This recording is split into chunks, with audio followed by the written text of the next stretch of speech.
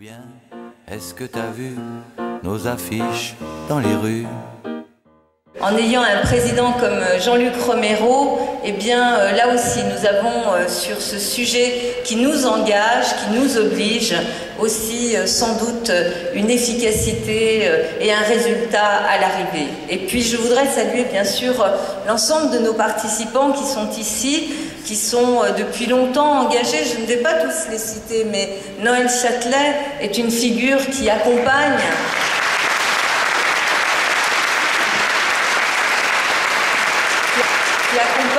avec elle aussi beaucoup de conviction, d'énergie et beaucoup de profondeur ce combat que nous menons ensemble. Et puis Stone qui est là au premier rang, je voudrais aussi la remercier parce que Stone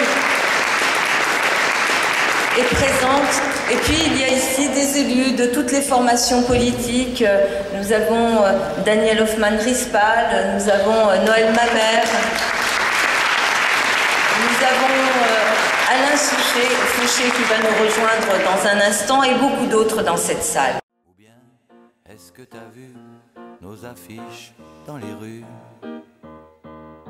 C'est plus Rosie and John, c'est Chardin and Stone, tu sais. Et Chardin, il va...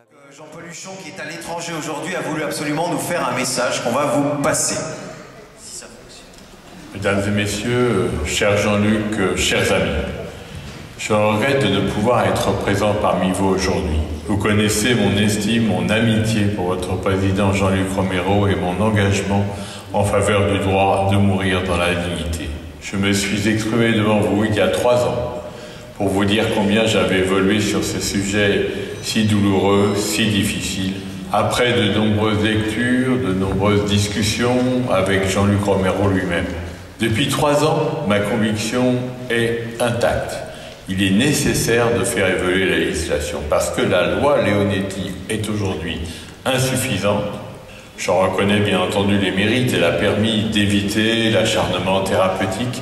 Elle a permis aux malades d'être entendus davantage sur leur fin de vie. Mais elle n'est pas suffisante. Si elle permet de laisser mourir, comme on dit, elle ne permet pas le droit à mourir et à le faire dans la dignité. Comment ? Il y a une émeute en bas. Bon, bah, j'irai les voir pour leur dire que c'est la rançon du succès et les remercier encore de se battre pour notre combat et que la prochaine fois, on le promet, on prendra une salle avec des milliers de places. Avant d'entendre un certain nombre à la fois d'intellectuels français, de responsables politiques français, on a eu la chance pendant ce week-end, vous savez, c'était les journées des délégués. Nous avons 130 délégués dans toute la France qui se sont réunis un peu pour des réunions de formation et pour réfléchir à notre mobilisation dans les semaines et dans les mois qui viennent. Et nous avions invité à cette réunion une de nos amies, Rowena Ironside, qui est responsable de Dignity in Dying, qui est notre association sœur en Grande-Bretagne. 2 fois dans les 10 dernières années, des projets de loi ont été présentés devant la Chambre des Lords, notre Sénat, où ils ont reçu un accueil de plus en plus favorable. Ceci nous permet d'espérer gagner enfin cette année et d'obtenir la moitié des votes dans la Chambre des Lords, quand un ancien ministre des Finances, Lord Falconer, présentera une nouvelle proposition de loi. Nous devons nous battre, compte tenu des quelques mois qui nous restent avant la discussion de ce projet de loi, sur 3 points très importants qui doivent figurer dans le nouveau projet de loi. Premièrement, nous ne voulons pas de loi qui confie la décision à un collège de médecins ou de juges.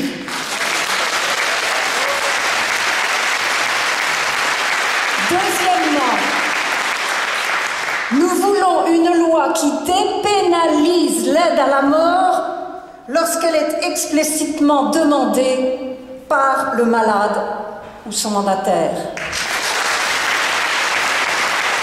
Troisièmement, nous voulons une loi qui reconnaisse noir sur blanc que la décision ne relève que du malade ou de son mandataire. Faute de quoi, mes chers amis, d'une loi Leonetti de droite nous aurons ou nous risquons d'avoir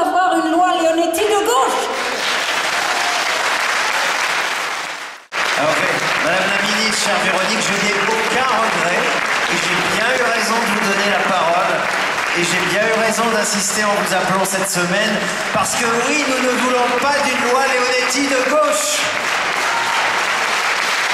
Non. Ce qui nous relie tous d'être ici, de 7 à 107 ans, c'est notre envie d'être respectés dans notre liberté. Ensemble, nous sommes plus forts. Et après tout, être jeune, c'est aussi et surtout une question de philosophie, d'avoir l'envie d'avancer pour plus de liberté pour les générations suivantes.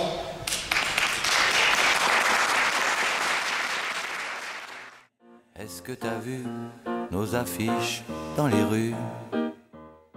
Mesdames et messieurs, cher Jean-Luc, chers amis, je regrette de ne pouvoir être présent parmi vous aujourd'hui. Vous connaissez mon estime, mon amitié.